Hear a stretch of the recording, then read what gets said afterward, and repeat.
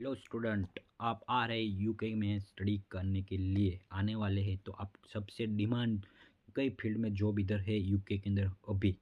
देखो, फर्स्ट आप बोलो हेयर कटिंग का है, शेविंग का है, तो आप आने वाले तो आपके पास टाइम है इंडिया, तो 2-3 मंथ 2 मंथ के अंदर आपको आ जाएगा। आपके पास जो इंडिया में है जो भी सैलून है उसके पास जाओ और सीख लो, क्योंकि इधर आओगे तो 1 वीक के अंदर जॉब जॉब लग जाएगी आपको। बस सैलून में इधर आके रास्ते में बहुत सैलून में पूछना है, तो सबको रिक्वायरमेंट है हेयर कटिंग की, हेयर शेविंग की। और गर्ल्स के लिए नेल्स आर्ट का है, ब्यूटी का है, ठीक है, तो उसका भी नेल स्टूडियो इधर बहुत है, गली गली में है। और सैलून भी इतना है, हेयर कटिंग का गर्ल्स भी वो करके सीख लो, तो इधर आपको अब 1 वीक के अंदर जॉब लग जाएगी आप स्टूडेंट हो तो।